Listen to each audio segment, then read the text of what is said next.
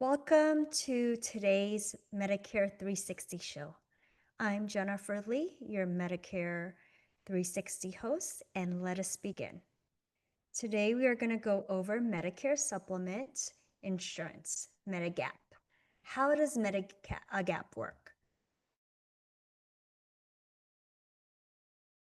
Health care services and supplies. Medicare supplement insurance, Medigap, policies sold by private insurance companies could help pay some of the remaining health care costs for covered services and supplies like co-payments, co-insurance, and deductibles. So we are on section 5, page 75 of the Medicare New Handbook 2025. Some Medigap policies also cover services that original Medicare doesn't cover, like medical care when you travel outside the US. Generally, Medigap doesn't cover long-term care like care in a nursing home, vision or dental services, hearing aids, eyeglasses, or private duty nursing. Medigap policies are standardized. Medigaps must follow federal and state laws designed to protect you, and they must be clearly identified as Medicare supplement insurance. Insurance companies can sell you only standardized plans, which are named in most states by letter A to D, F, G, K to N. So many letters. All plans with the same letter offer the same basic benefits, no matter where you live or which insurance company you buy the policy from. Some offer additional benefits. Compare the benefits of each letter plan to find one that meets your needs. In Massachusetts, Minnesota, and Wisconsin, Medigap policies are standardized in a different way. Get information and find Medigap policies in your area by going on medicare.gov/medigap-supplement-insurance-plans.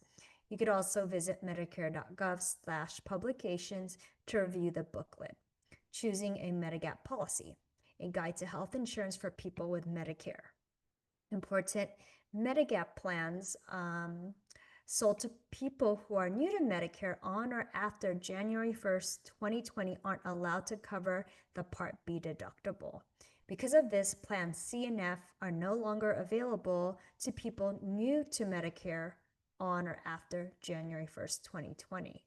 However, if you are eligible for Medicare before January 1st, 2020, but haven't yet enrolled, you may be able to buy Plan C or Plan F. While people new to Medicare on or after January 1st, 2020 can't buy Plan C and F, they have the right to buy Plans D and G instead of Plans C and F, which provide the same benefits with exception of coverage for the Part B deductible. So the Plan F is the Cadillac of all plans. That's what they call it. So just keep in mind that is no longer available for people after January 1st, 2020 that or 65 that were 65. So you do have to pay the deductible for Plan G. But sometimes Plan F is way more expensive, and some Plan F members do move to Plan G to save some money, just knowing that they do have to pay that deductible. Okay, so how do I compare Medigap plans?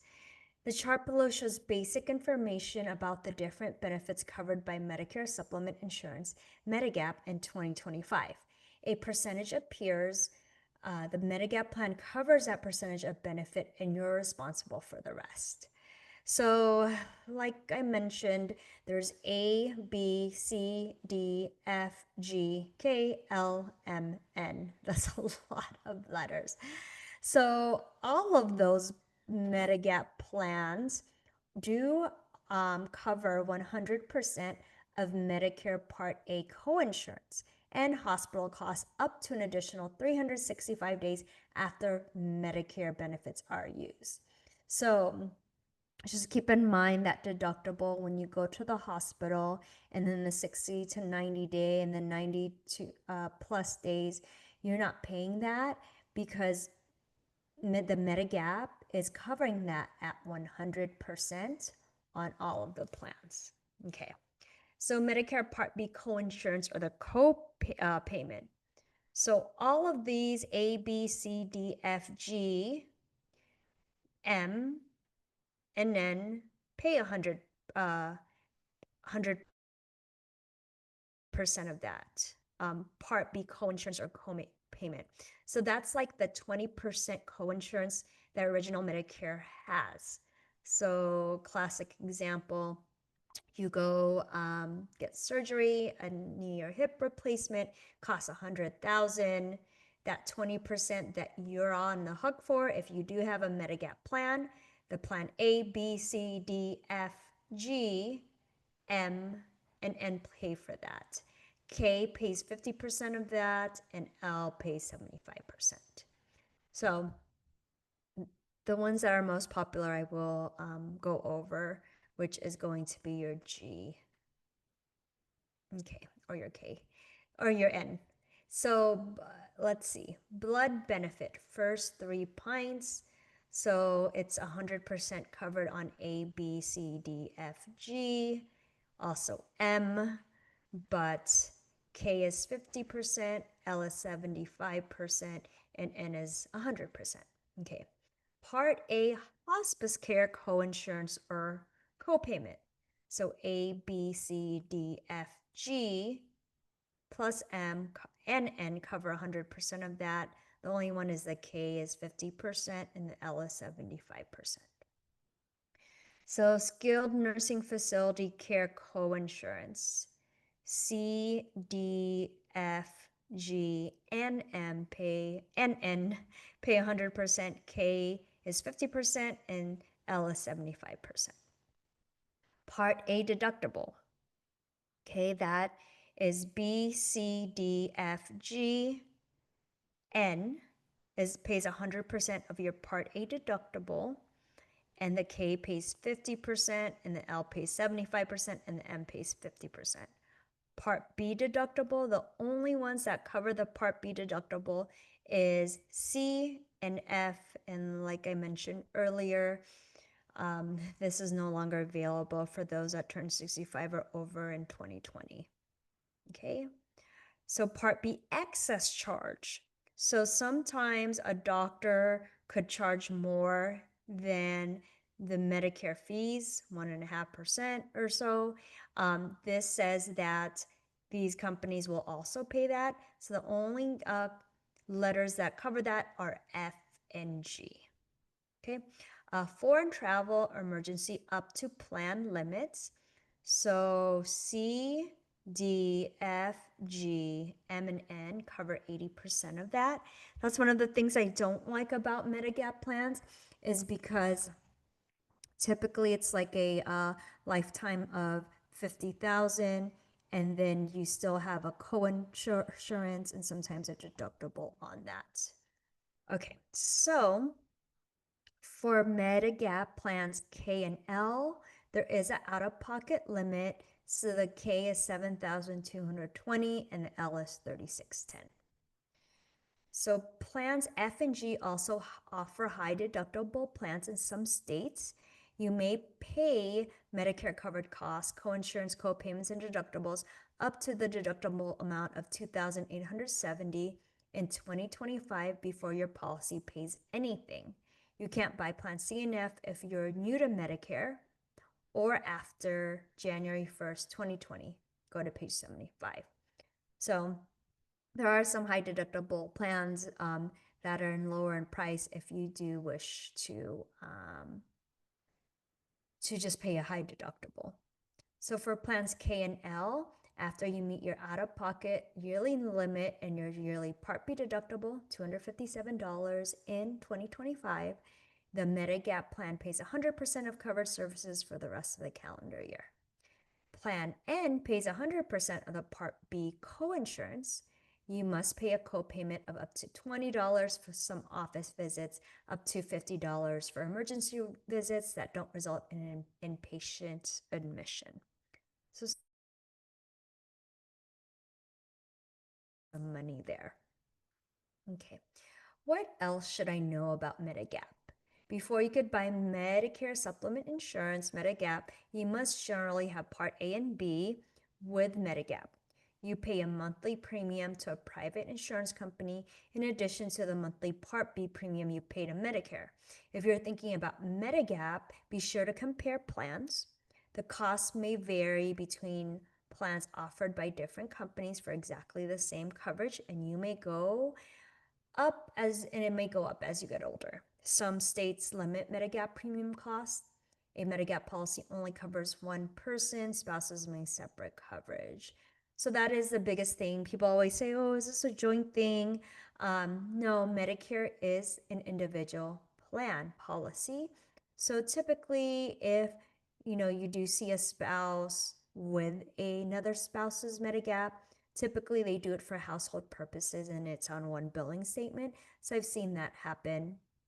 Also seen people in their 80s and 90s that the prices have definitely increased year after year. And sometimes if you don't keep an eye out on it and review it every couple of years, then you could definitely save money in your 80s or 90s if you could actually pass through underwriting or on one of those states that have the birthday rule, which I'll probably talk in a later time, that you could switch your plans without any underwriting. So in some states, you may be able to buy another type of Medigap policy called Medicare Select. It requires you to use hospitals and in some cases doctors within its network to be eligible for full insurance benefits, except in an emergency.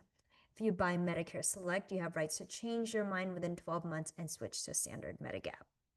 Can I buy Medigap and a separate drug plan from the same company? Yes, but you need to make two separate premium payments, contact the company to find out how to pay your premiums.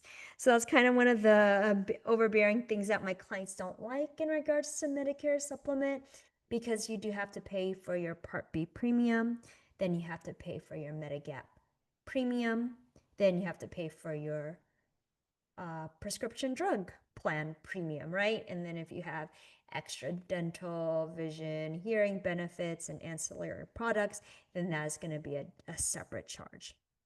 So, of course, you're paying a premium for this to get that total freedom. Can I have a drug coverage in both Medigap and my Medicare drug plan? No. Medigap doesn't have a drug plan. Go to page 89 for more information. And yes, while you could have the same insurance company from Medigap in your drug plan, sometimes that's not advisable, meaning the drug plans really change in regards to their premiums and their formulary every year. So that you should review every single year to make sure that you're on the right plan and getting proper coverage and saving money there. When does a Medigap policy start? Generally, your Medigap policy will begin the first of the month after you apply, but you can decide on when it will start. Typically, it should start when your effective date for Medicare is. You do have technically 6 months for that, which I will answer in the next question. When's the best time to buy a Medigap policy? The best time to buy a Medigap policy is during your Medigap open enrollment period.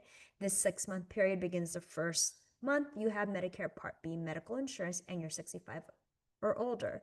So let's just say your Medicare Part B effective is June 1st. You technically have 6 months to apply for a Medigap policy without any underwriting.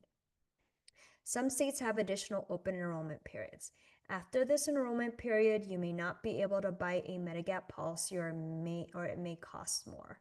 In certain situations, you may have rights to buy a Medigap policy, guaranteed issue rights outside of your Medigap open enrollment period. If you delay signing up for Part B because you have group health coverage because of you or your spouse's current employment, your Medigap open enrollment policy won't start until you get Part B.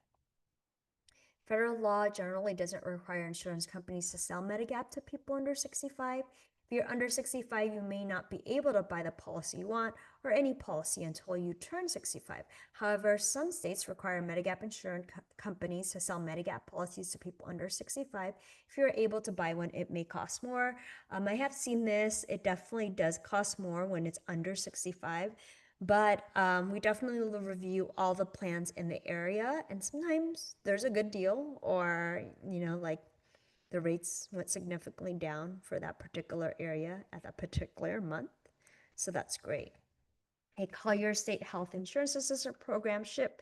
Go to pages 114 to 117 for the number of your local SHIP or your state insurance department to learn about your rights to buy Medigap policy. Trusted agent or broker may also be able to help. I highly recommend a trusted agent just like myself to help you with that choice and decision. Can I have a Medigap and Medicare Advantage plan? If you're in a Medicare Advantage plan, it's illegal for anyone to sell you a Medigap policy unless you're switching back to original Medicare. Okay. If you aren't planning to drop your Medicare Advantage plan and someone tries to sell you a Medigap policy, report it to your state insurance department. If you have Medigap and join a Medicare Advantage plan, you may want to drop Medigap. You could use Medigap to pay for your Medicare Advantage plan, co-payments, deductibles, and premiums. So you cannot have both at the same time. And you want to make sure that if you cancel your Medigap to go to a Medicare Advantage plan, that it is canceled. And I've had a specific situation. One of our clients, for some reason, she did not pay for her Part B Medicare premiums. So Medicare did drop her, but her Medicare supplement plan was still billing her, right? So kind of defeats the purpose. So just make sure that if you cancel or you don't want to be on a Medigap, you need to call and cancel it if you're going to go on a Medicare Advantage or just original Medicare. So important, if you want to cancel your Medigap policy, contact your insurance company. I guess we just think the same. In most cases, if you drop your Medigap policy to join a Medicare Advantage plan, you may not be able to get the same policy back, or in some cases, any Medigap policy, unless you leave your Medicare Advantage plan during your trial right period. If you drop a Medigap policy to join an Medicare Advantage plan for the first time, you'll have a single 12-month period, your trial period, to get your Medigap policy back if this same insurance company still sells it once you return to original Medicare. If it isn't available, you could buy a Medigap policy you qualify for that's sold by another insurance company in your state, except for plans M or N. You may also have an opportunity to join a Medicare drug plan at this time. If you joined a Medicare Advantage plan when you're first eligible for Medicare Part A at 65, you can choose from any Medigap policy that's sold by an insurance company in your state. If you switch to original Medicare within the first year of joining the Medicare Advantage, you may also have an opportunity to join a Medicare plan at this time. Okay. Some states provide additional special rights to buy a Medigap policy, and that's really more of like your birthday rule. Okay. Where can I get more information? Call your state insurance department. Call 1-800-MEDICARE. To get the phone numbers, visit medicare.gov/medigap/supplement-insurance plans to find policies and pricing in your area. Visit medicare.gov/publications to review the booklet. Choose a Medigap policy, a guide to health insurance for people with Medicare. Call your state health insurance program SHIP. Go to pages 114 to 117 for the phone number of your local SHIP. A trusted agent or broker in your area may be able to help. Go to pages 10 to 14 for an overview of your Medicare options. Okay. Last week's episode, I did go over some changes to Medicare, original Medicare. Just want to touch on it again. Just keep in mind the Medicare supplements is really that total freedom of choice to go to any doctor, or any specialist or hospital that takes Medicare without any authorizations or approvals necessary. However, starting in 2026, there is a pilot program in 6 states that basically has about 17 services that will require pre-authorization approvals. That pilot will then have AI generated these approvals, but of course, it's going to be the last person's decision is going to be a human being, right? So this is definitely unprecedented because as of right now, there shouldn't be any approvals or authorizations necessary, just as long as this is a Medicare covered service and the doctor or specialist or hospital take original Medicare. So this is going to obviously change depending on how these pilots go. Of course, if the pilots go really well, right? I mean, what's to say they will initiate it to more states and implement it and increase the services that they need the authorizations. So these services are services that have more claims and maybe more fraudulent claims. So that's why they're doing it. So I could see that point where they're trying to save on fraud, waste, and abuse, which is a great thing. But the other point is this is original Medicare.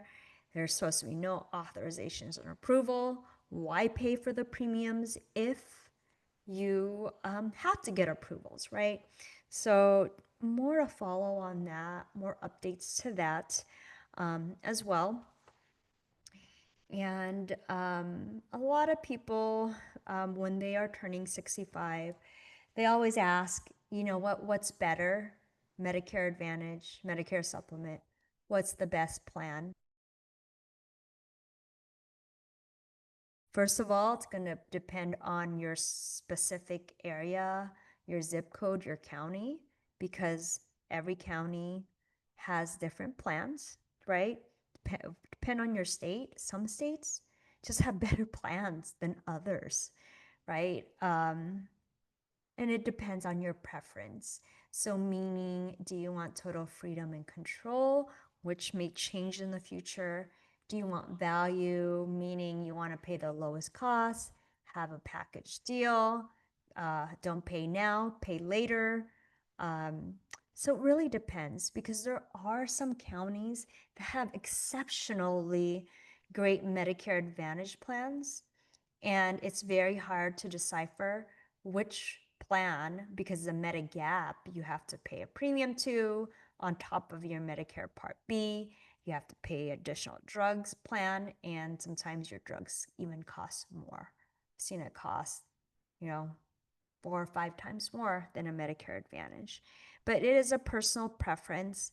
It is good to talk to a trusted, independent agent just like me to go over your choices. One that's not biased and that has the contracts and the knowledge to go over both of your options, right? Because that's the thing.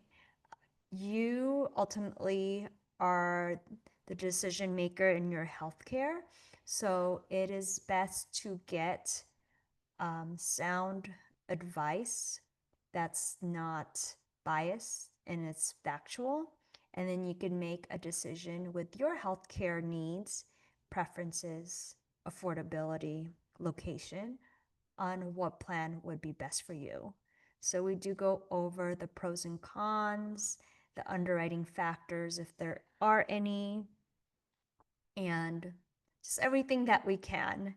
Sometimes I meet with someone that particularly knows what they want and some don't. And we go back and forth and just go over the facts on each and see which makes sense to the individual. So today we went over Medigap. I enjoyed our time here. I will see you next week. Once again, this is Jennifer Lee, Medicare 360 show host, signing off. You have a wonderful day.